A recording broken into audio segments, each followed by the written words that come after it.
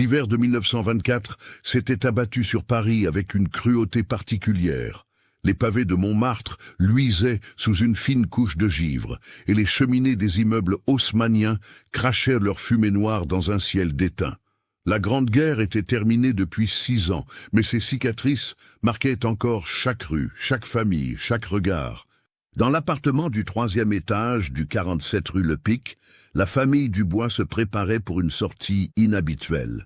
Claire Dubois, 32 ans, ajustait son chapeau cloche devant le miroir ovale de l'entrée. Ses mains tremblaient légèrement, et ses yeux rougis trahissaient des nuits sans sommeil. À côté d'elle, son mari Georges, 40 ans, boutonnait son manteau de laine sombre avec des gestes mécaniques, le regard vide fixé sur un point invisible au loin. « Maman, je ne veux pas y aller », murmura Louise, leur fille de 12 ans, en serrant contre elle sa poupée de porcelaine. Sa robe de velours bordeaux, soigneusement repassée pour l'occasion, contrastait avec son visage pâle et ses lèvres serrées. « Il le faut, ma chérie », répondit Claire d'une voix étranglée. « C'est pour ton frère, pour Émile. » Le prénom flotta dans l'air comme un fantôme. Émile, le petit garçon de 4 ans qui, 3 semaines auparavant, avait succombé à une pneumonie foudroyante. La même maladie qui avait emporté tant d'autres depuis la terrible grippe espagnole de 1918. Son petit corps reposait maintenant dans le caveau familial du cimetière du Père-Lachaise, mais son absence emplissait chaque recoin de l'appartement. Pierre, le fils aîné de 15 ans, descendit de sa chambre vêtu de son costume du dimanche. Ses épaules s'étaient élargies ces derniers mois, mais son visage conservait encore cette douceur enfantine qui faisait fondre le cœur de sa mère. Il portait sous le bras une petite boîte en carton. « J'ai trouvé son train en bois, celui qu'il aimait tant, » dit-il doucement. « Je pensais que... peut-être... » Georges posa une main ferme sur l'épaule de son fils. « C'est une bonne idée, mon garçon.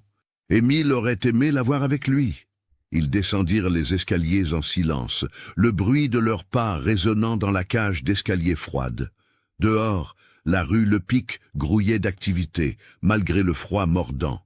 Les marchands ambulants criaient leurs prix, les femmes se hâtaient avec leurs paniers, et quelques enfants jouaient à chat dans les ruelles adjacentes. La vie continuait, indifférente à la douleur des Dubois. Le studio photographique d'Henri Beaumont se trouvait à 10 minutes de marche, dans une petite rue perpendiculaire à la place du Tertre. L'établissement occupait le rez-de-chaussée d'un immeuble en pierre de taille, reconnaissable à sa devanture, peinte en vert olive, et à sa grande vitrine où s'exposaient des portraits de familles parisiennes dans leurs plus beaux atours. Monsieur Beaumont les attendait. C'était un homme dans la cinquantaine, aux cheveux grisonnants, soigneusement peignés en arrière, portant un gilet à carreaux sous une veste noire. Son visage buriné arborait une expression de compassion professionnelle, celle qu'il avait perfectionnée au fil des années en photographiant les morts. « Monsieur et Madame Dubois », dit-il en s'inclinant légèrement, « mes plus sincères condoléances. Je vous assure que je traiterai cette séance avec le plus grand respect et la plus grande dignité. Merci, Monsieur Beaumont, répondit Georges, sa voix grave résonnant dans l'entrée du studio. Nous apprécions votre discrétion. Le photographe les conduisit à l'intérieur. Le studio était spacieux, avec de hauts plafonds ornés de moulures. Des tentures de velours bordeaux pendaient le long des murs, créant une atmosphère feutrée et intime. Au centre de la pièce trônait un décor spécialement préparé pour l'occasion. Un petit sapin de Noël décoré de guirlandes argentées et de bougies, quelques présents emballés disposés à sa base, et un fond peint représentant un salon bourgeois avec sa cheminée et ses bibliothèques. « J'ai pensé qu'un décor de Noël serait approprié, » expliqua Beaumont. « Cela donnera à la photographie un caractère à la fois festif et solennel, comme vous me l'aviez demandé. » Claire porta une main à sa bouche, les larmes menaçant de déborder. Georges la serra contre lui. « C'est parfait, » murmura-t-il. Dans un coin du studio, sur une table basse recouverte d'un drap blanc, reposait le petit Émile. Le garçonnet portait son plus beau costume marin, celui qu'il avait reçu pour son 4e anniversaire au printemps. Ses cheveux blonds avaient été soigneusement peignés, et ses joues pâles avaient été légèrement fardées pour leur donner une apparence de vie. Ses yeux, maintenus ouverts par une technique que seuls les embaumeurs connaissaient, fixaient le vide avec une expression sereine qui glaçait le sang. Monsieur Beaumont avait déjà installé un système de support discret, une structure métallique recouverte de tissu qui, positionnée derrière l'enfant, le maintiendrait en position assise une fois placé pour la photo. C'était une pratique courante dans la photographie post-mortem, un art macabre, mais nécessaire dans une époque où la mort faisait partie intégrante du quotidien. « Si vous êtes prêts, nous pouvons commencer », dit le photographe doucement. « Le processus prendra environ 1 heure. L'exposition doit être parfaite, et je veux m'assurer que chaque détail est impeccable. » Claire s'approcha lentement de son fils. Elle tendit une main tremblante et caressa doucement ses cheveux. Ils étaient froids, raides sous ses doigts. Un sanglot lui échappa. « Mon bébé, mon petit bébé, courage, Claire », murmura Georges en la rejoignant. « Faisons cela pour lui, pour qu'il reste avec nous d'une certaine manière. » Louise et Pierre se tenaient en retrait, mal à l'aise. La jeune fille serrait toujours sa poupée, tandis que son frère fixait obstinément ses chaussures. Monsieur Beaumont commença à positionner les membres de la famille. Il plaça d'abord Georges et Claire au centre, assis sur un divan de velours. Puis il installa Louise à la gauche de sa mère, debout, une main posée sur l'épaule maternelle. Pierre fut positionné derrière son père, légèrement sur le côté. Puis vint le moment redouté. Avec l'aide de Georges, Beaumont souleva délicatement le corps d'Émile et l'installa sur un petit tabouret à droite du groupe familial, légèrement en retrait. Le support métallique fut ajusté derrière son dos, invisible de face, maintenant le petit corps en position. On plaça le traîne en bois dans ses mains rigides. La scène était à la fois touchante et profondément perturbante. La famille Dubois, vêtue de ses plus beaux atours, posait autour d'un sapin de Noël, souriant faiblement à travers leurs larmes, tandis que le cadavre de leur plus jeune membre les regardait depuis son coin, ses yeux vitreux fixés sur l'objectif. « Parfait », murmura Beaumont en ajustant son trépied. « Maintenant, je vais vous demander de regarder l'appareil et d'essayer de maintenir une expression sereine. Je sais que c'est difficile, mais c'est important. Cette photographie sera un témoignage de votre amour familial, de votre unité face à l'adversité. » Il disparut sous le voile noir de son appareil, une chambre photographique massive montée sur un trépied en bois. Les minutes s'étirèrent, interminables. La famille Dubois resta immobile, respirant à peine, tandis que les bougies du sapin vacillaient, projetant des ombres dansantes sur les murs du studio. Ne bougez plus. Parfait. Encore quelques secondes. Le flash de magnésium explosa dans un éclair aveuglant et une fumée âcre. Louise sursauta et Claire laissa échapper un petit cri. Mais c'était terminé. « Excellent », dit Beaumont en émergeant de sous son voile. « J'en prendrai une deuxième pour être certain. » Le processus se répéta. Cette fois, le photographe demanda à Claire de poser une main sur l'épaule d'Émile, créant un lien visuel entre la mère et son enfant défunt. La scène était déchirante. Lorsque tout fut terminé, Beaumont les assura que les plaques seraient développées avec le plus grand soin et que les tirages seraient prêts dans 1 semaine. « Je vous les livrerai personnellement », promit-il. « Et je vous en ferai plusieurs copies ainsi que les négatifs. Vous pourrez conserver ce souvenir précieux aussi longtemps que vous le souhaiterez. » Sur le chemin du retour, la famille Dubois marchait en silence. Le soleil déclinait déjà derrière les toits de Paris, baignant la ville d'une lumière orangée, mélancolique. Claire tenait fermement le bras de Georges, tandis que Louise et Pierre suivaient quelques pas derrière, perdus dans leurs pensées. « Papa !» dit soudain Pierre. « Cette photo, tu crois qu'Émile aurait voulu ça ?» Georges s'arrêta et se retourna vers son fils. Son visage était gravé de lignes de fatigue et de chagrin. « Ton frère n'est plus là pour vouloir quoi que ce soit, mon garçon. Mais nous sommes encore là, et nous avons besoin de nous souvenir de lui, de son visage, de son sourire. Cette photographie nous permettra de le garder avec nous. Mais il ne souriait pas, papa. Il était... Pierre, L'exclamation de Claire coupa court à la conversation. Pas un mot de plus. Le garçon baissa la tête et se tut. Ils reprirent leur marche. Cette nuit-là, aucun membre de la famille Dubois ne trouva le sommeil. Dans sa chambre, Claire restait allongée, les yeux grands ouverts, fixant le plafond où se reflétaient les ombres mouvantes des branches d'arbres agitées par le vent. À côté d'elle, Georges ronflait doucement, mais même dans son sommeil, son visage conservait une expression de tristesse. Louise, dans sa chambre, serrait sa poupée contre elle et pleurait silencieusement. La chambre d'Émile, juste à côté de la sienne, était vide maintenant. La porte était restée fermée depuis sa mort, comme un tombeau scellé. Pierre, quant à lui, était assis à son bureau, une bougie allumée devant lui. Il tenait dans ses mains un petit carnet dans lequel il écrivait son journal intime. 15 décembre 1924. Aujourd'hui, nous avons photographié Émile. Il était mort, mais on a fait comme s'il était vivant. Maman pleurait. Papa ne disait rien. Louise avait peur. Moi aussi, j'ai peur. J'ai peur de cette photo. J'ai peur de ce qu'elle représente. J'ai l'impression qu'on a fait quelque chose de mal. Quelque chose qu'on n'aurait pas dû faire. Il ferma son carnet et souffla la bougie. Dans l'obscurité, il entendit le vent hurler contre les fenêtres, et dans ce hurlement, il crut percevoir autre chose. Un son plus doux, plus proche, presque comme un rire d'enfant. Il se recroquevilla sous ses couvertures et ferma les yeux très fort, priant pour que le matin vienne vite. Les jours suivants s'écoulèrent dans une atmosphère pesante. Noël approchait, mais aucune décoration n'ornait l'appartement des Dubois. Pas de sapin, pas de guirlande, pas de joie. Seulement le silence lourd du deuil. Claire passait ses journées assise près de la fenêtre du salon, regardant la rue sans vraiment la voir. Elle parlait peu, mangeait moins encore.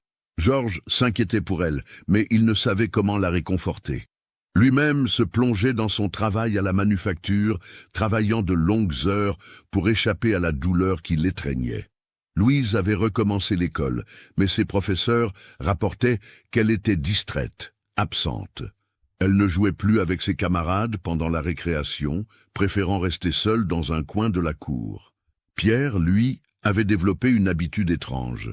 Chaque nuit, avant de se coucher, il vérifiait que la porte de la chambre d'Émile était bien fermée. Il ne pouvait s'empêcher de fixer cette porte, comme s'il s'attendait à ce qu'elle s'ouvre d'un moment à l'autre. Le 22 décembre, exactement une semaine après la séance au studio, M. Beaumont frappa à leur porte en fin d'après-midi. Il portait une grande enveloppe cartonnée sous le bras. « Monsieur Dubois, madame, dit-il en entrant, j'ai vos photographies. Je dois dire que le résultat est remarquable, peut-être même trop. » Il posa l'enveloppe sur la table du salon avec une certaine hésitation. Georges l'ouvrit, et toute la famille se rassembla autour. Il y avait 3 tirages de grande taille, impeccablement réalisés. La qualité était exceptionnelle. On pouvait distinguer chaque détail. Les motifs du papier peint en arrière-plan, les décorations du sapin, les textures des vêtements. Et bien sûr, les visages. Les visages. Georges et Claire, dignes dans leur douleur, regardèrent l'objectif avec des expressions de résignation mêlées d'espoir. Louise, à gauche, semblait sur le point de pleurer. Pierre, derrière, avait un regard grave au-delà de ses années.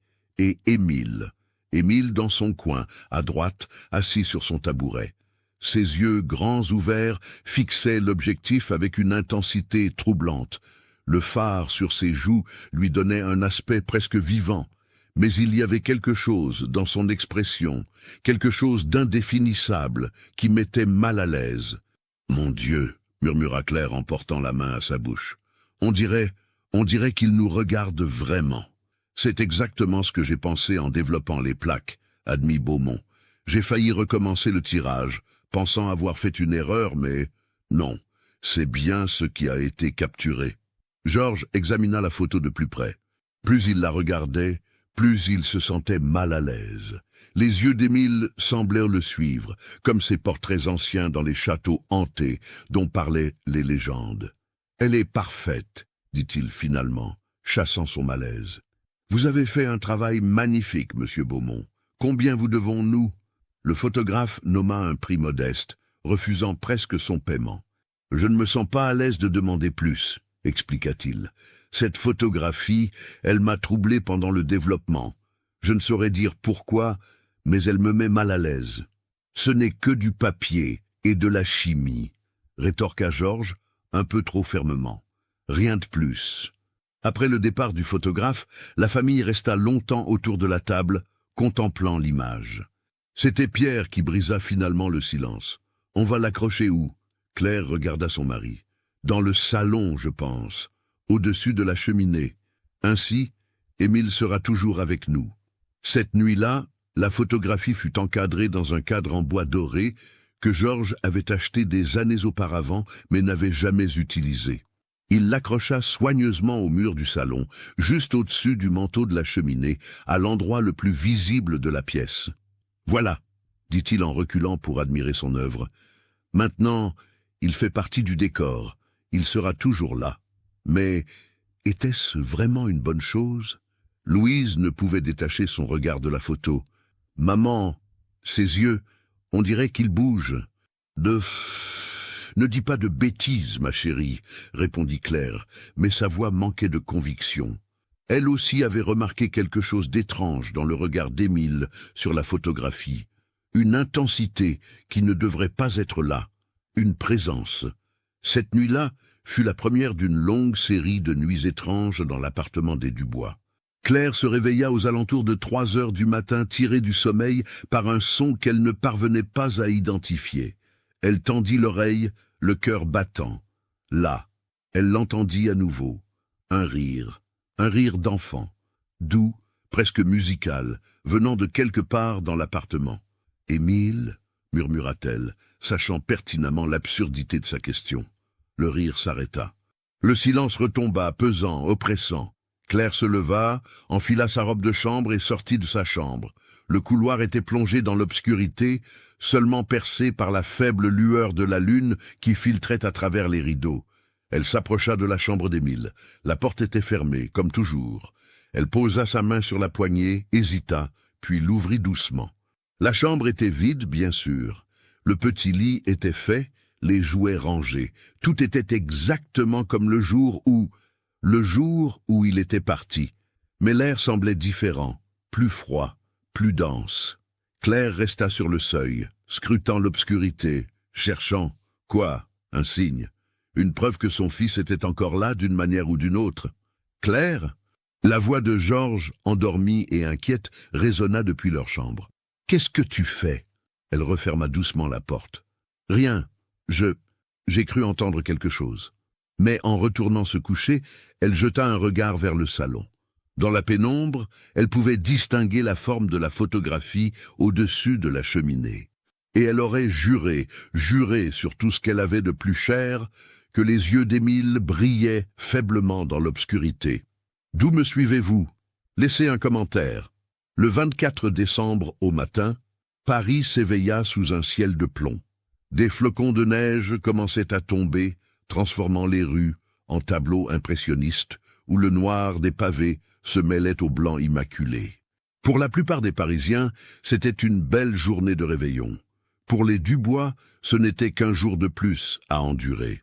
Georges était parti tôt à la manufacture, malgré le réveillon. Le travail était une échappatoire, un refuge contre les pensées douloureuses. Claire était restée au lit plus longtemps que d'habitude, épuisée par ses nuits sans sommeil. Louise et Pierre préparaient leur petit déjeuner dans la cuisine, leurs mouvements silencieux et mécaniques. « Tu l'as entendu aussi la nuit dernière ?» murmura Pierre à sa sœur, vérifiant que leur mère n'était pas dans les parages. Louise hocha la tête, ses mains tremblant légèrement en versant le café. Les rires. « Je croyais que je rêvais, mais... »« Ce n'était pas un rêve, » l'interrompit Pierre. « Moi aussi je les ai entendus, comme si Émile... »« Ne dis pas ça !» Louise laissa tomber la cafetière qui se brisa sur le carrelage dans un bruit de verre cassé. Les deux enfants se figèrent. Claire apparut dans l'embrasure de la porte, les yeux bouffis de sommeil et de larmes. « Qu'est-ce qui se passe ici ?»« Rien, maman, » répondit rapidement Pierre. « Louise a juste laissé tomber la cafetière. Je vais nettoyer. » Pendant que son frère ramassait les morceaux, Louise observait sa mère. Claire était méconnaissable. En 3 semaines, elle avait perdu plusieurs kilos. Ses cheveux autrefois soignés pendaient en mèches ternes autour de son visage émacié, et ses yeux avaient ce regard vide de ceux qui ont trop pleuré. « Maman, tu devrais retourner te reposer », suggéra doucement Louise. « Non, » répondit Claire d'une voix ferme, « il faut que je nettoie la maison. C'est Noël demain. Nous devons maintenir une apparence de normalité. Pour votre père, pour vous. » Mais rien n'était normal. Comment pourrait-il l'être? Claire passa la matinée à épousseter, ranger, nettoyer. Elle évitait soigneusement le salon, reportant le moment où elle devrait affronter la photographie. Mais finalement, elle n'eut plus le choix. Armée de son plumeau, elle entra dans le salon. La pièce était plongée dans une semi-obscurité, les rideaux encore tirés. Elle les ouvrit, laissant entrer la lumière grise du jour. La neige tombait maintenant plus drue, recouvrant les toits et les rues d'un manteau blanc. Puis elle se tourna vers la cheminée. La photographie était là, dans son cadre doré, les Dubois au complet, figés dans le temps, et Émile dans son coin. Claire s'approcha lentement, presque à contre-cœur. Elle leva son plumeau pour nettoyer le cadre, mais s'arrêta net. Quelque chose n'allait pas. Elle cligna des yeux, certaine que sa fatigue lui jouait des tours. Mais non, c'était bien réel. Dans la photographie, le visage d'Émile semblait différent. Pas de beaucoup, juste une subtile modification. Sa bouche, qui était droite lors de la prise de vue, paraissait maintenant légèrement incurvée, comme un début de sourire. « Impossible », murmura-t-elle. Elle se rapprocha encore, son nez presque contre le verre. Les yeux d'Émile la fixaient avec une intensité qui la fit reculer d'un pas. C'était comme s'il la regardait vraiment. Pas le regard vide d'un mort, mais celui d'un enfant vivant, vigilant, conscient. « Claire, tu vas bien ?» Louise était apparue derrière elle, l'observant avec inquiétude. « Louise, regarde la photo, le visage d'Émile. Tu ne trouves pas qu'il est différent ?» La jeune fille s'approcha, scrutant l'image. Elle fronça les sourcils. « Je ne sais pas, maman, c'est difficile à dire. Peut-être que la lumière… » « Non, pas la lumière, » insista Claire. « Son expression. Elle a changé. J'en suis certaine. » Louise ne savait que répondre. Elle aussi avait remarqué quelque chose d'étrange, mais elle ne voulait pas inquiéter davantage sa mère. « Tu es fatiguée, maman. Tu devrais aller t'allonger. » Mais Claire ne pouvait détacher son regard de la photographie. Elle tendit une main tremblante et toucha le verre, comme si elle pouvait ressentir une chaleur, une présence. Le verre était froid sous ses doigts, glacial même. « Émile, » murmura-t-elle, « mon bébé, si seulement tu pouvais me parler, me dire où tu es, si tu vas bien. » Un frisson parcourut son échine. Pendant une fraction de seconde, elle aurait juré avoir vu les lèvres d'Émile bouger, former un mot. Mais c'était impossible. C'était juste une photographie, n'est-ce pas? L'après-midi s'écoula dans une torpeur anxieuse. La neige continuait de tomber, enveloppant Paris dans un silence ouaté. Les bruits de la rue étaient assourdis, donnant l'impression que l'appartement des Dubois était coupé du reste du monde. Georges rentra en début de soirée, couvert de neige. Il secoua son manteau dans l'entrée et accrocha son chapeau au porte-manteau. « Il fait un froid de loup là dehors », dit-il en se frottant les mains. « Mais au moins, la manufacture a fermé plus tôt pour le réveillon. » Il trouva Claire dans la cuisine préparant un dîner simple. Elle avait les yeux rouges et il pouvait voir qu'elle avait pleuré. « Ma chérie », dit-il doucement en l'enlaçant par derrière. « Je sais que c'est difficile, notre premier Noël sans lui, mais nous devons rester forts, pour Louise et Pierre, pour nous. »« Georges », murmura-t-elle en se retournant vers lui. « Il se passe quelque chose d'étrange. La photographie, je crois qu'elle change. » « Change? Qu'est-ce que tu veux dire ?» Le visage d'Émile, son expression, elle est différente de ce qu'elle était. Georges fronça les sourcils. « Claire, c'est impossible. C'est juste une photographie, du papier et de l'encre. Elle ne peut pas changer. Je sais ce que j'ai vu. » Elle éleva la voix, puis se reprit. « Désolé, je suis fatiguée. Peut-être que tu as raison, peut-être que je me fais des idées. Mais Georges pouvait voir dans ses yeux qu'elle n'en croyait rien. Le dîner fut silencieux et tendu. Ils mangèrent sans appétit, chacun perdu dans ses pensées. Louise jouait avec sa nourriture. Pierre gardait les yeux fixés sur son assiette, et Claire ne toucha presque pas à son repas. « Qu'allons-nous faire demain ?» demanda finalement Pierre. « Pour Noël ?» Georges posa sa fourchette. « Nous essaierons d'avoir une journée normale. Nous ouvrirons les quelques cadeaux que j'ai achetés, nous ferons un bon repas. Et nous nous souviendrons d'Émile avec amour. »« Mais ce ne sera pas normal, » murmura Louise. « Comment pourrait-ce l'être ?» Personne n'eut de réponse à lui donner. Après le dîner, Georges décida d'allumer un feu dans la cheminée du salon. Peut-être que la chaleur et la lumière des flammes apporteraient un peu de réconfort. Il empila les bûches, froissa quelques journaux, et bientôt un beau feu crépitait joyeusement. La famille se rassembla dans le salon, chacun cherchant une position confortable. Louise et Pierre s'assirent sur le tapis devant le feu, Claire dans le fauteuil près de la fenêtre, et Georges debout près de la cheminée, une main sur le manteau. C'est alors qu'il remarqua la photographie au-dessus de sa tête. La lumière dansante du feu projetait des ombres mouvantes sur le verre, créant l'illusion que les visages dans l'image bougeaient, respiraient presque. Georges se figea. Claire avait raison. Il y avait quelque chose d'étrange dans le visage d'Émile, quelque chose qu'il n'avait pas remarqué avant. Les yeux de l'enfant semblaient vivants, et sa bouche. Oui, elle formait bien un léger sourire. Comment ne l'avait-il pas vu lors de la séance photo, ou même quand Beaumont avait livré les tirages? « Papa ?» La voix de Pierre le tira de ses réflexions. « Ça va ?»« Oui, oui, » répondit-il un peu trop vite. « Je regardais juste la photo. » Pierre et Louise levèrent les yeux vers l'image. Eux aussi remarquèrent immédiatement l'étrangeté. « C'est bizarre, » dit Pierre. « Je ne me souviens pas qu'Émile souriait sur cette photo. »« Il ne souriait pas, » confirma Louise. « J'en suis sûr. Son visage était neutre, presque triste. » Claire se leva de son fauteuil et rejoignit sa famille près de la cheminée. Ensemble, ils contemplèrent la photographie en silence. Le feu crépitait, la neige tombait dehors, et dans le cadre doré, 5 personnes les regardaient, dont une qui n'aurait pas dû être capable de les regarder du tout. « Je vais décrocher cette photo », annonça soudain Georges. « Non !» Claire le retint par le bras. « Ne fais pas ça, c'est tout ce qui nous reste de lui. Si nous l'enlevons, c'est comme si nous l'abandonnions une deuxième fois. »« Eh mais Claire, regarde là, il y a quelque chose qui ne va pas. Tu le sens aussi bien que moi. »« Je sais, » admit-elle les larmes aux yeux. « Mais s'il te plaît, laisse-la encore quelques jours. Si les choses empirent, nous aviserons. D'accord ?» Georges hésita puis acquiesça. « D'accord, quelques jours. Mais si quoi que ce soit d'autre d'étrange se produit, cette photo part. » La soirée se poursuivit dans un malaise grandissant. Chacun essayait de faire semblant de ne pas être troublé, mais tous jetaient des regards furtifs vers la photographie.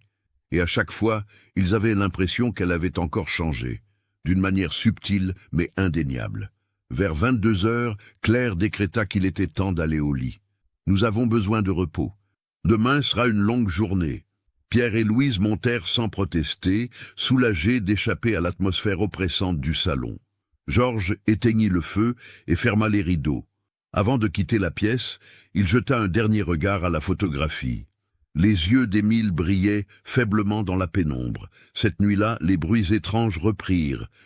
Claire fut la première à les entendre, des pas légers dans le couloir, comme ceux d'un petit enfant qui se promène pieds nus. Elle se redressa dans son lit, le cœur battant à tout rompre. « Georges !» Elle secoua son mari. « Réveille-toi! Il y a quelqu'un dans l'appartement. » Georges émergea difficilement du sommeil. « Quoi? Qu'est-ce qui se passe? » « Écoute !» Ils tendirent l'oreille. Là, distinctement, le bruit de petits pas, puis un rire. Ce même rire d'enfant que Claire avait entendu la nuit précédente. Georges bondit hors du lit et attrapa la lampe à huile sur la table de nuit. « Reste ici !» ordonna-t-il à Claire avant de sortir dans le couloir. L'appartement était plongé dans l'obscurité. La faible lumière de la lampe projetait des ombres inquiétantes sur les murs. Georges avança lentement, scrutant chaque recoin. « Il y a quelqu'un » appela-t-il, conscient de l'absurdité de sa question. Qui pourrait être là? Le rire retentit à nouveau, plus proche cette fois. Il venait du salon. Georges sentit un frisson glacé parcourir son échine. Il ne voulait pas y aller. Tout son instinct lui hurlait de faire demi-tour, de retourner se coucher, de prétendre n'avoir rien entendu. Mais il devait savoir. Il poussa la porte du salon. La pièce était vide, bien sûr. Les meubles se dressaient dans l'obscurité comme des sentinelles silencieuses.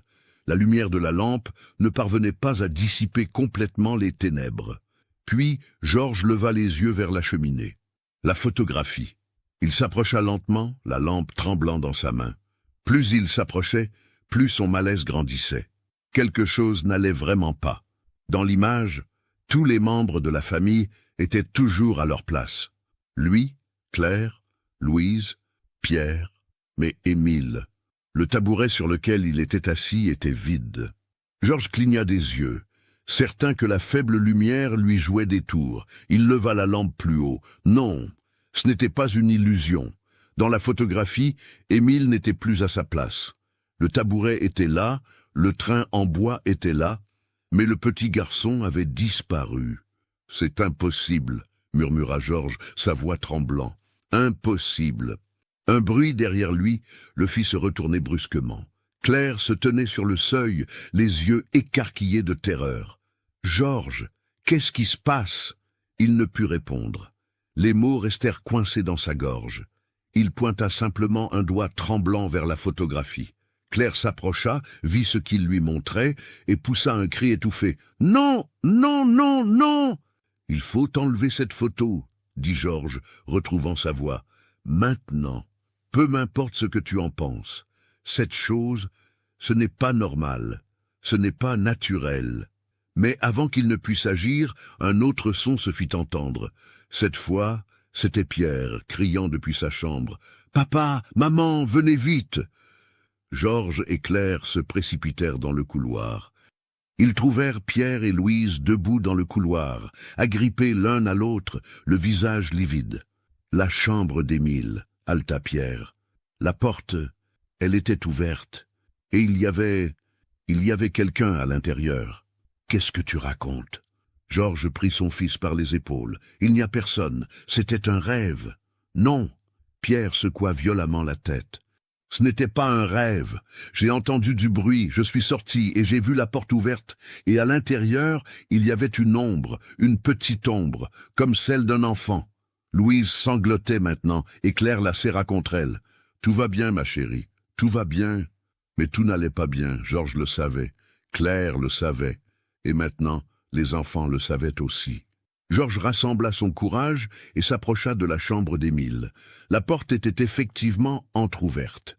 Il l'ouvrit grand d'un coup et leva sa lampe. La chambre était vide, mais l'air était glacial, bien plus froid que dans le reste de l'appartement. Et sur le petit lit, les couvertures avaient été tirées, comme si quelqu'un s'y était couché récemment. « Nous devons faire quelque chose », murmura Claire derrière lui. « Georges, cette photographie, je crois qu'elle a capturé plus qu'une simple image. Je crois qu'elle a capturé une partie d'Émile. Et maintenant, il essaie de revenir. » Georges voulut argumenter, lui dire que c'était ridicule, que les morts ne revenaient pas. Mais après ce qu'il venait de voir, comment pouvait-il être certain de quoi que ce soit? « Demain matin, » dit-il finalement. « Demain, nous irons voir le père Bouchard à l'église Saint-Pierre. Il saura quoi faire. » Cette nuit-là, personne ne se rendormit. La famille Dubois resta rassemblée dans le salon, les lampes allumées, attendant l'aube. Et pendant tout ce temps, la photographie au-dessus de la cheminée les observait. Dans le cadre doré, la place d'Émile restait vide. Mais dans la chambre au bout du couloir, dans l'obscurité, quelque chose attendait. Quelque chose qui avait été capturé par l'objectif d'une caméra et qui refusait de partir. Quelque chose qui voulait revenir. Quelque chose qui, peut-être, était déjà revenu. Le matin de Noël se leva sur un Paris fantomatique. La neige avait cessé de tomber pendant la nuit, laissant la ville enveloppée dans un manteau blanc immaculé qui étouffait tous les sons. Les rues étaient désertes. Les Parisiens restaient chez eux pour célébrer la fête en famille. Mais dans l'appartement du 47 rue Le Pic, il n'y avait aucune célébration.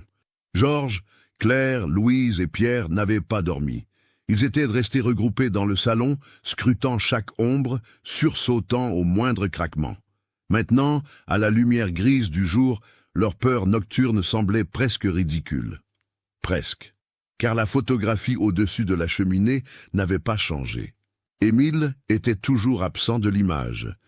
« Nous devons aller à l'église », répéta Georges pour la 3e fois. « Le père Bouchard nous aidera. » Mais alors qu'il se préparait à sortir, on frappa à la porte.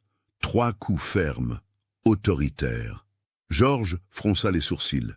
Qui pouvait venir les déranger le jour de Noël? Il ouvrit la porte pour découvrir Henri Beaumont, le photographe. L'homme était méconnaissable. Ses cheveux, d'habitude si soigneusement peignés, étaient en désordre. Son visage était livide, creusé par l'insomnie et l'angoisse.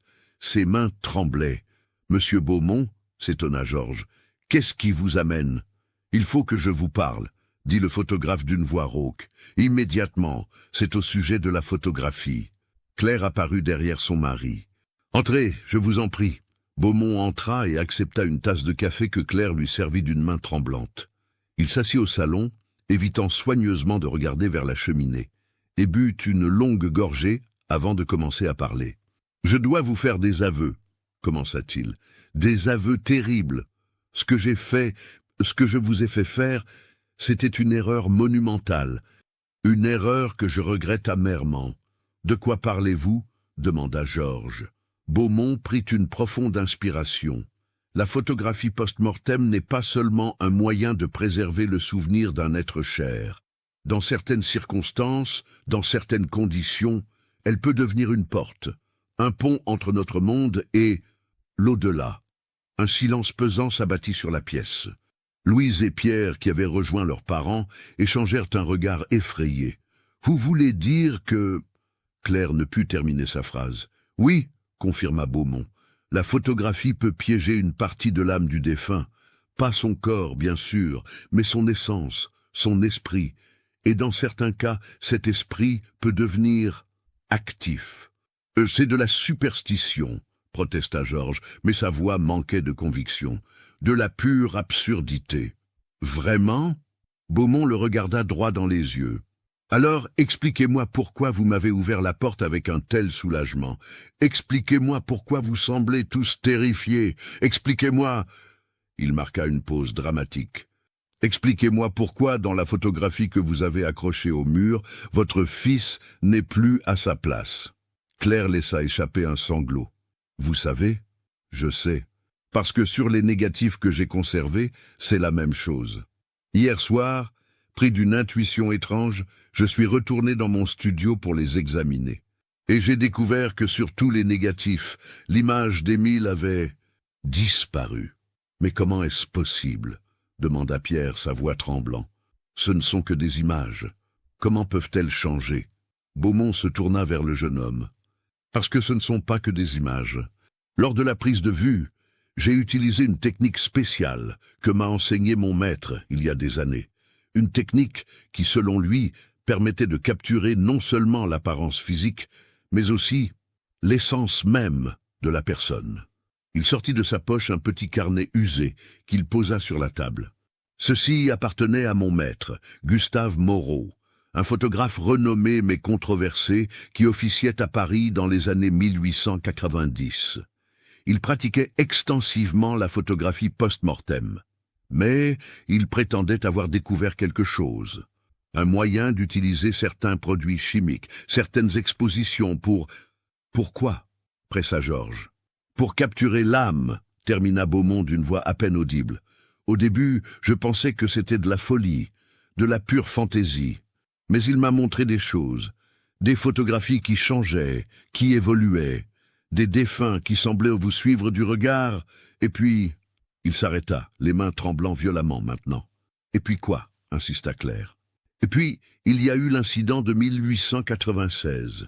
Une famille, les Moreau, aucun lien de parenté avec mon maître, avait fait photographier leur fille décédée. Une enfant de 7 ans, emportée par la tuberculose. Mon maître avait utilisé sa technique spéciale. Et quelques jours après, la famille entière a été retrouvée morte dans leur appartement de la rue de Rivoli. Aucune trace de violence. Aucune explication rationnelle. Ils étaient tous morts de peur, apparemment, leurs visages figés dans des expressions de terreur absolue. Si cette histoire macabre vous a donné des frissons, partagez-la avec un ami qui aime les contes d'horreur. Louise poussa un cri et se réfugia dans les bras de sa mère. Pierre, malgré sa frayeur, s'approcha du photographe. « Et vous avez quand même utilisé cette technique sur mon frère ?» Sa voix était chargée de colère et d'accusation. « Je ne pensais pas... » Beaumont enfouit son visage dans ses mains. « Je croyais que c'était des légendes, des coïncidences. Mais après ce qui s'est passé ces derniers jours dans mon studio, les bruits, les ombres, la sensation d'être observé, j'ai compris mon erreur. « Hein, que devons-nous faire ?» demanda Claire, sa voix brisée par l'émotion. « Comment le faire partir? Comment le laisser reposer en paix ?» Beaumont ouvrit le carnet de son maître et le feuilleta avec des mains tremblantes. D'après les notes de Moreau, il n'y a qu'un seul moyen. La photographie doit être détruite, mais pas n'importe comment. Il trouva la page qu'il cherchait et lut à voix haute. Pour libérer l'âme capturée, l'image doit être détruite par le feu, en présence de tous ceux qui y figurent, et accompagnée d'une prière de libération.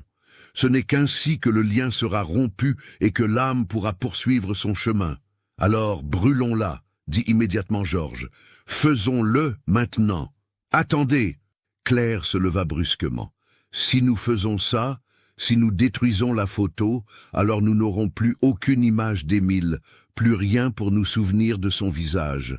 Maman, intervint Louise doucement, ce n'est pas Émile dans cette photo, ce n'est qu'une ombre.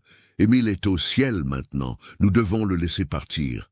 Claire fondit en larmes, et Georges la serra contre lui. Louise a raison, nous devons le faire, pour lui, pour nous. Mais avant qu'il ne puisse agir, un événement extraordinaire se produisit. La photographie au-dessus de la cheminée commença à changer. Sous leurs yeux ébahis, l'image se modifia en temps réel. Émile réapparut à sa place habituelle.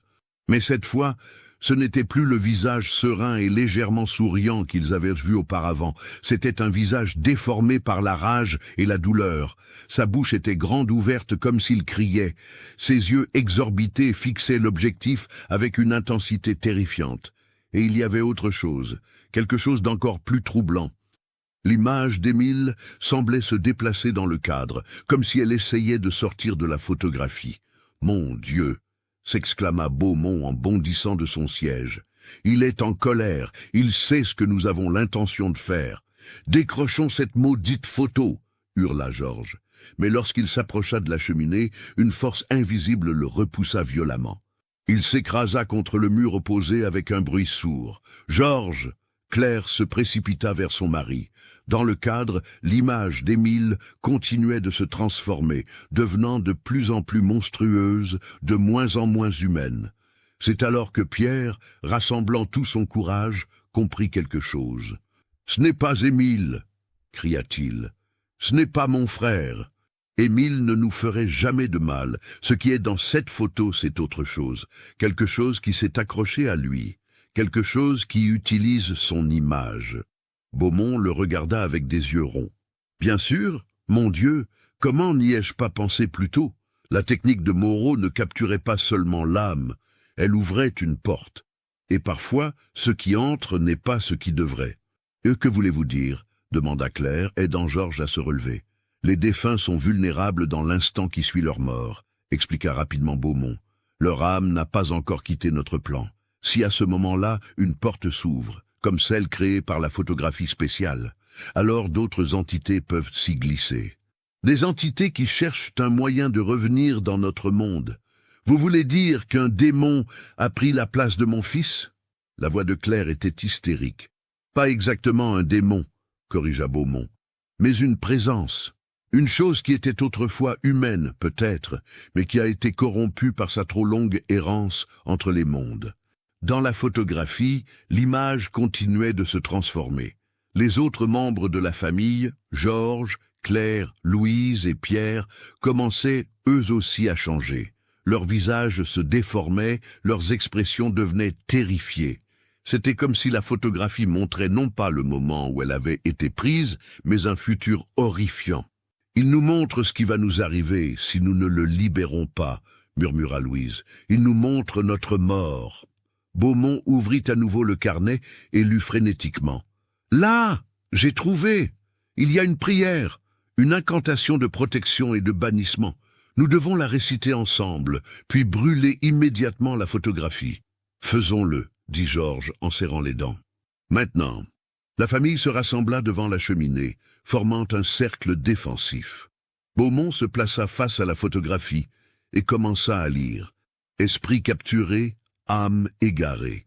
Par le feu et par le fer, par le sel et par la prière, nous te libérons de ton tourment. » Alors qu'il récitait, l'atmosphère de la pièce changea. L'air devint électrique, chargé d'une énergie palpable. Les lampes vacillèrent. Les fenêtres tremblèrent dans leur cadre. Dans la photographie, la créature qui avait pris l'apparence d'Émile hurlait maintenant silencieusement, sa bouche déformée en un rictus de rage. « Nous rompons les liens qui te retiennent, nous brisons les chaînes qui t'entravent, retourne d'où tu viens, retourne au néant qui t'a enfanté. » Un vent glacial se leva dans le salon, renversant des objets, faisant claquer les rideaux. Louise et Pierre se serrèrent contre leurs parents. Claire pleurait et priait à voix basse. « Par le pouvoir de l'amour qui nous unit, par la force de la foi qui nous guide, nous te chassons de ce monde, nous te renouons à ton destin. » La photographie commença à se fissurer. Des craquelures apparurent sur le verre, se propageant comme des toiles d'araignée. L'image à l'intérieur tremblait, s'effaçait par endroits. « Maintenant !» hurla Beaumont. « Il faut la brûler maintenant !» Georges s'élança vers la cheminée. Cette fois, aucune force ne l'arrêta. Il décrocha le cadre qui était brûlant au toucher.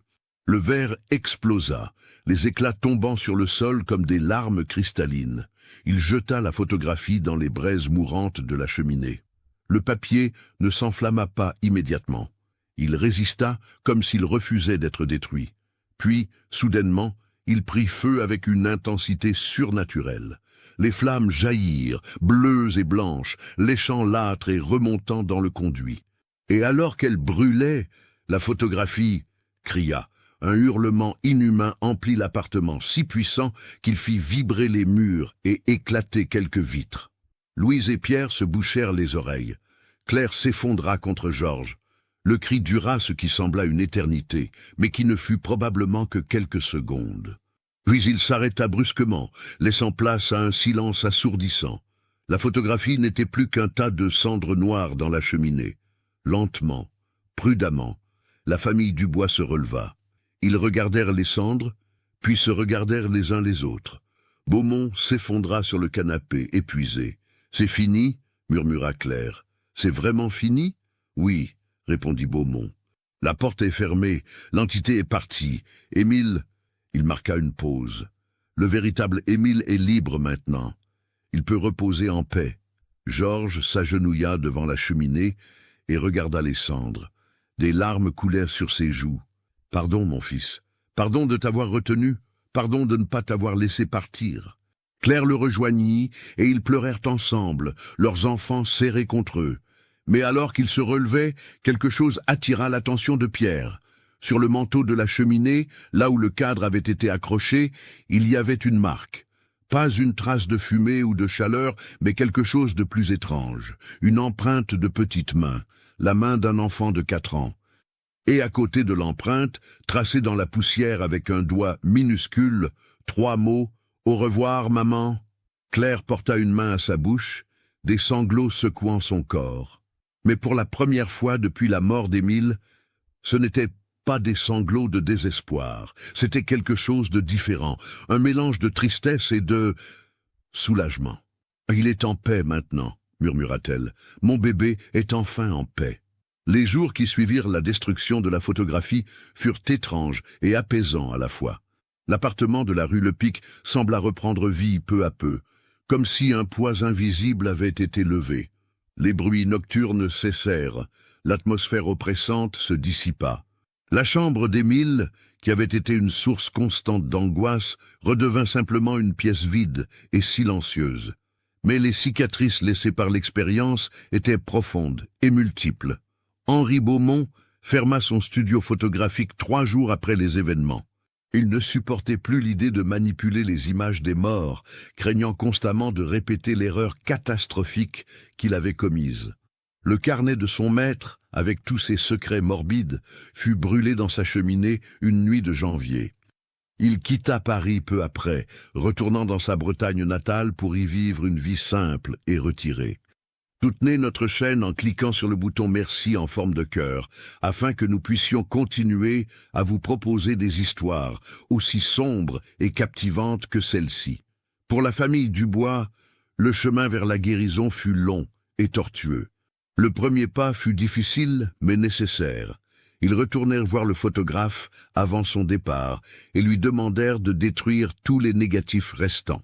Beaumont s'exécuta immédiatement, brûlant chaque plaque de verre avec le même rituel qu'ils avaient utilisé pour la photographie principale. « Il ne doit rien rester », avait insisté Georges, « pas la moindre trace, pas le moindre lien. » Le jour de l'épiphanie, le 6 janvier 1925, la famille se rendit au cimetière du Père-Lachaise.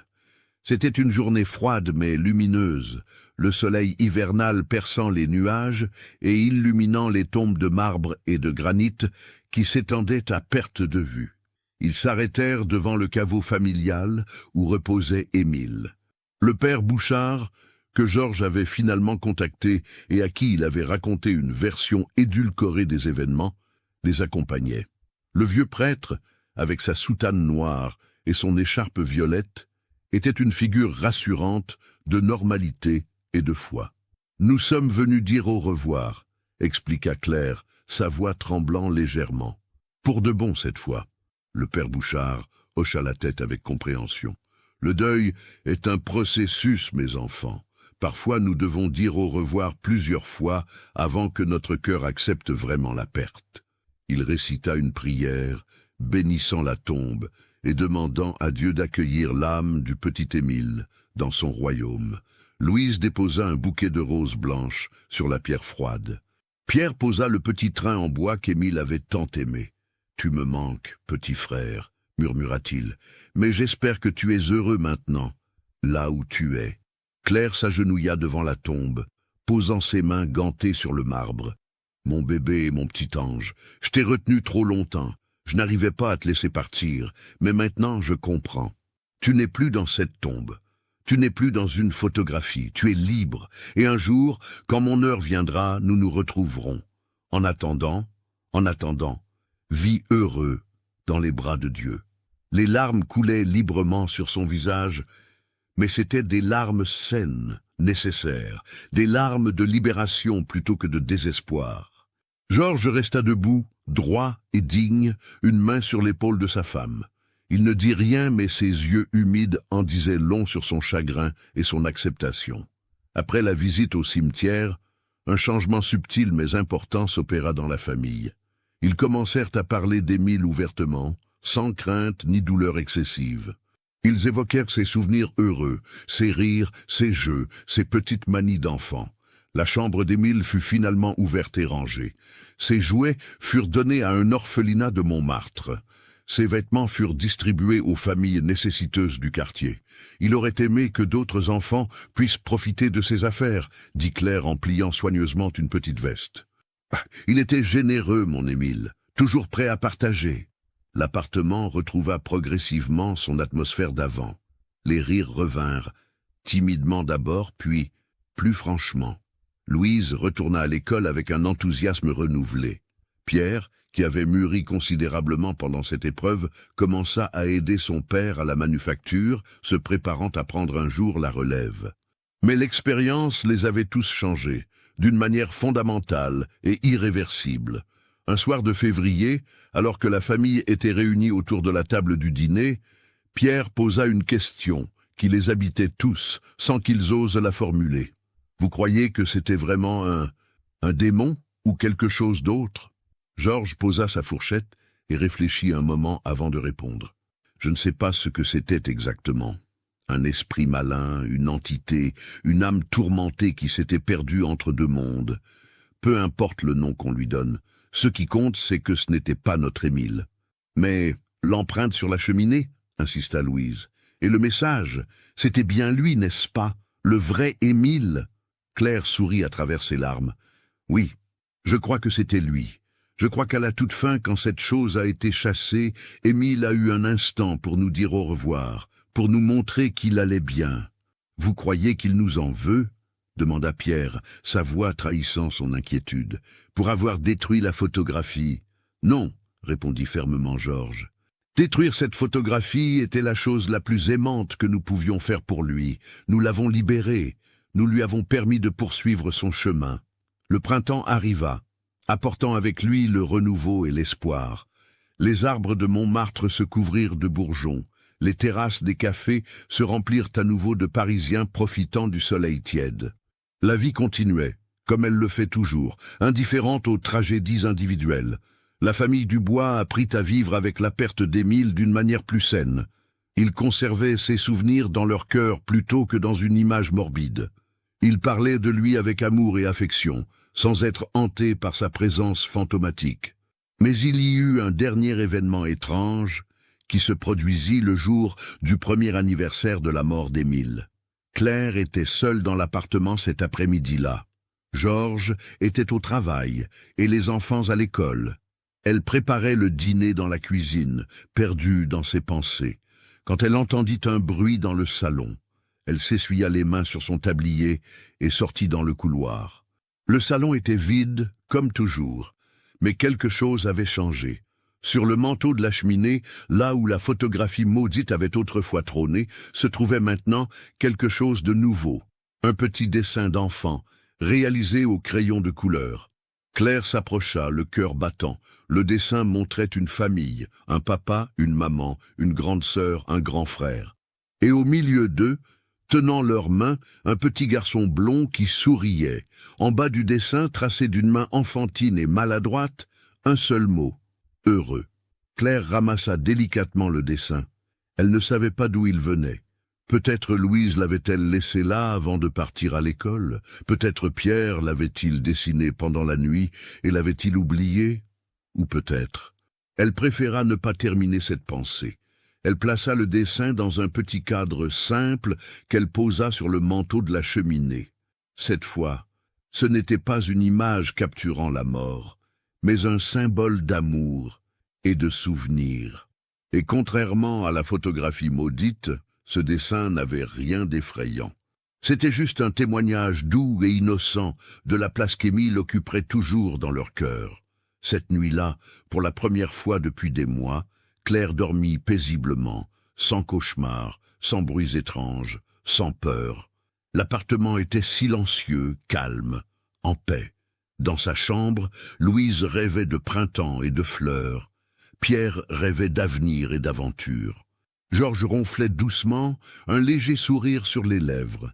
Et quelque part, peut-être dans un endroit au-delà de notre compréhension, un petit garçon de 4 ans jouait avec son train en bois, heureux et libre, sachant que sa famille l'aimait et se souviendrait toujours de lui. Pas comme une image figée dans un cadre, pas comme un spectre hanté et torturé, mais comme ce qu'il avait toujours été, un enfant aimé, un fils chéri, un frère adoré, et c'était suffisant. Les années passèrent. Paris continua sa marche inexorable vers la modernité. Les années folles battirent à leur plein, puis s'évanouirent avec le krach de 1929. La famille Dubois, comme tant d'autres, survécut aux épreuves économiques qui s'abattirent sur la France. Mais l'expérience de la photographie maudite restait gravée dans leur mémoire collective, tel un secret sombre qu'ils partageaient et qui les liait d'une manière que peu de familles pourraient comprendre. En 1930, Louise avait 18 ans. Elle était devenue une jeune femme élégante et réfléchie, avec les cheveux châtains de sa mère et les yeux sombres et perçants de son père. Elle étudiait les lettres à la Sorbonne et avait développé un intérêt particulier pour les légendes urbaines et le folklore moderne. Un jour, elle rentra à la maison avec une demande inhabituelle. « Papa, maman, j'aimerais écrire sur ce qui nous est arrivé. Pas pour publier, juste pour garder une trace. » pour que peut-être d'autres familles qui vivraient de quelque chose de similaire sachent qu'elles ne sont pas folles. Georges et Claire échangèrent un long regard. Ils avaient si soigneusement enterré ces souvenirs, construit un mur protecteur autour de cette période sombre de leur vie. « Est-ce vraiment nécessaire ?» demanda Claire, une note d'anxiété dans la voix. « Pourquoi rouvrir ces blessures ?»« Parce qu'elles ne sont jamais vraiment refermées, maman, » répondit doucement Louise. « Nous faisons semblant, mais elles sont toujours là. Et je pense qu'en écrivant tout, en donnant un sens à ce qui s'est passé, nous pourrions enfin trouver une véritable paix. » Pierre, maintenant âgé de 21 ans et travaillant à plein temps à la manufacture avec son père, intervint. « Je pense qu'elle a raison. Je rêve encore de cette nuit où j'ai vu l'ombre dans la chambre d'Émile, de cette photo qui changeait. Si écrire peut aider Louise, peut nous aider tous, alors je suis d'accord. » Georges hocha finalement la tête. « D'accord. Mais promets-moi une chose, Louise. Cette histoire reste dans la famille. Elle n'est pas pour les journaux ou les livres. C'est notre histoire, notre douleur, notre épreuve. Je promets, papa. » Durant les semaines suivantes, Louise interrogea chaque membre de la famille, notant méticuleusement leurs souvenirs, leurs perceptions, leurs émotions. Elle retrouva même Henri Beaumont, qui vivait désormais dans un petit village près de Saint-Malo, et recueillit son témoignage. Le vieil homme, maintenant dans la soixantaine avancée, avait les cheveux complètement blancs et le visage marqué par les années et les regrets. « J'ai détruit tous mes équipements photographiques après cette affaire, » lui confia-t-il. « J'ai brûlé tous les livres et carnets de Moreau, je voulais effacer toute trace de cette abomination, mais je ne peux pas effacer mes souvenirs, ils me hantent encore. Avez-vous jamais su ce qu'est réellement devenu l'esprit de mon frère ?» demanda Louise. « Le vrai Émile ?» Beaumont la regarda avec une profonde tristesse. « J'espère qu'il a trouvé le repos. Que la prière que nous avons récitée l'a libéré et lui a permis de rejoindre l'au-delà paisiblement. Mais pour être honnête avec vous, mademoiselle, je n'en suis pas certain. Les mystères de la mort et de ce qui vient après restent impénétrables pour nous, les vivants. » De retour à Paris, Louise compila toutes ses notes et rédigea un récit complet des événements. Elle le lut à sa famille par une soirée d'automne pluvieuse, tous réunis dans le salon, ce même salon où la photographie maudite avait autrefois trôné. Écouter leur histoire racontée avec tant de détails fut une expérience émotionnelle intense pour tous. Claire pleura silencieusement. Georges serra les mâchoires, les muscles de son visage se contractant. Pierre fixa le feu dans la cheminée, perdu dans ses souvenirs. Quand Louise eut terminé, le silence s'installa longuement. « C'est juste, » dit finalement Georges. « Tu as bien capturé ce que nous avons vécu. L'horreur, oui, mais aussi l'amour. Notre amour pour Émile qui nous a aveuglés, qui nous a poussés à faire quelque chose que nous n'aurions jamais dû faire. Et au final, ajouta Claire, c'est encore l'amour qui nous a sauvés, l'amour qui nous a donné la force de le laisser partir. » Louise rangea soigneusement le manuscrit dans une boîte en métal qu'elle scella et cacha dans le grenier. « Pour les générations futures, expliqua-t-elle, au cas où. » La vie continua son cours.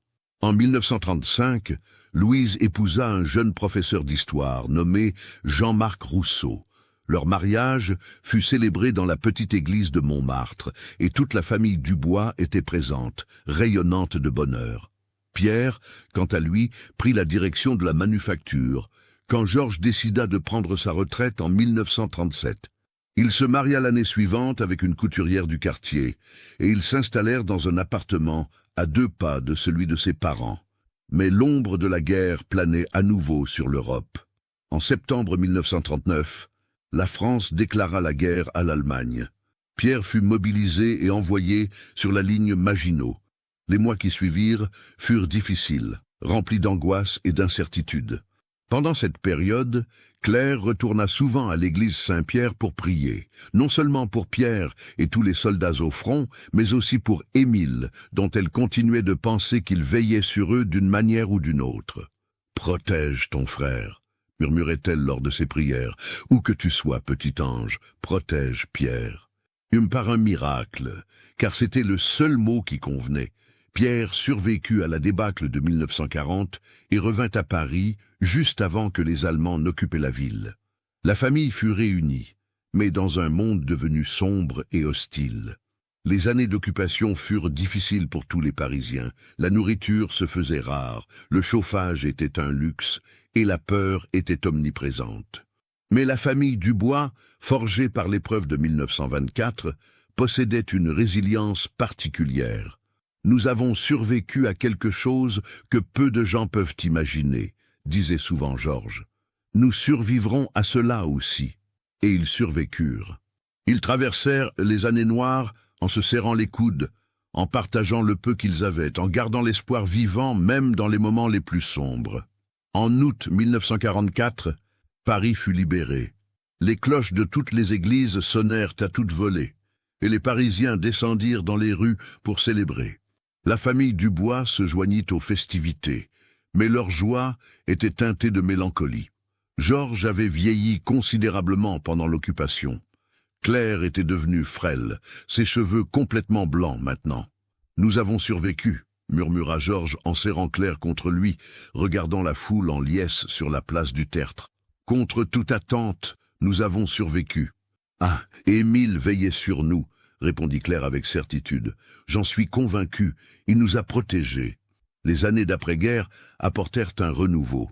Pierre relança la manufacture avec succès. Louise devint professeure de littérature dans un lycée prestigieux. Elle eut 3 enfants et Pierre 4. La famille Dubois s'agrandit, se diversifia, prospéra. Georges décéda paisiblement dans son sommeil en 1952, à l'âge de 68 ans. Ses derniers mots furent pour Claire. « Bientôt, je reverrai notre fils. Bientôt. » Claire le suivit 2 ans plus tard, en 1954. Sur son lit de mort, entourée de ses enfants et petits-enfants, elle sourit et murmura « Il est là, je le vois. Émile est là, qui m'attend. Oh, comme il a grandi. » Louise et Pierre se regardèrent, les larmes aux yeux. Ils savaient qu'elle ne délirait pas. D'une certaine manière, elle voyait vraiment quelque chose que les autres ne pouvaient pas voir. Les décennies suivantes virent les petits-enfants grandir et avoir leurs propres enfants. L'histoire de la photographie maudite devint une légende familiale, racontée aux plus jeunes lors des réunions de famille, mais souvent avec une pointe de scepticisme. C'était une autre époque, disaient les plus pragmatiques. Les gens croyaient à toutes sortes de superstitions. Mais Louise, jusqu'à sa mort en 1988 à l'âge de 86 ans, insista toujours sur la véracité de l'histoire. « C'est arrivé », affirmait-elle. Que vous le croyiez ou non, c'est arrivé. Le manuscrit qu'elle avait écrit dans sa jeunesse fut finalement découvert par son arrière-petite-fille, Mathilde, en 2015, lors du nettoyage de la vieille maison familiale qui allait être vendue. Mathilde, une étudiante en anthropologie de 23 ans, lut le récit avec fascination. Elle fit des recherches et découvrit que la pratique de la photographie post-mortem était en effet courante dans les années 1920. Elle trouva même des articles de journaux mentionnant l'incident de 1896 avec la famille Moreau, exactement comme Henri Beaumont l'avait décrit. Elle présenta le manuscrit lors d'un séminaire universitaire sur les pratiques funéraires au XXe siècle. L'histoire suscita un vif intérêt, non pas comme un conte fantastique, mais comme un témoignage fascinant sur la manière dont les familles de l'époque géraient le deuil et la mort. Ce qui est remarquable, conclut Mathilde dans sa présentation, ce n'est pas de savoir si les événements surnaturels étaient réels ou non. C'est de comprendre comment une famille a utilisé ses croyances pour traverser une épreuve terrible.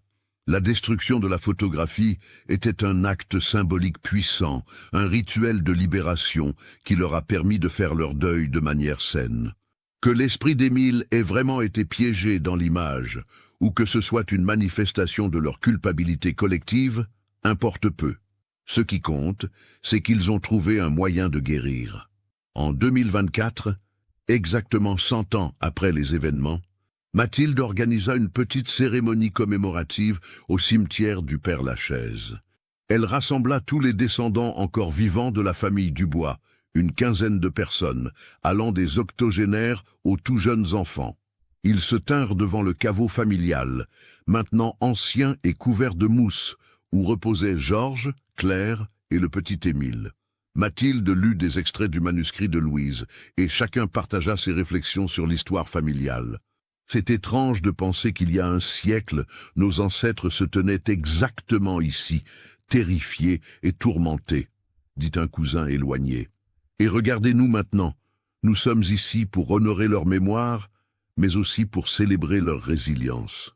Ils ont fait de leur mieux avec les outils dont ils disposaient, ajouta Mathilde. Ils ont aimé, ils ont souffert, ils ont fait des erreurs, et finalement ils ont trouvé la paix. N'est-ce pas ce que nous faisons tous ? La cérémonie se termina par un moment de silence, puis chacun déposa une rose blanche sur la tombe d'Émile.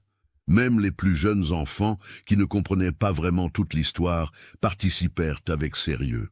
Alors qu'ils quittaient le cimetière, un rayon de soleil perça les nuages, illuminant les tombes d'une lumière dorée.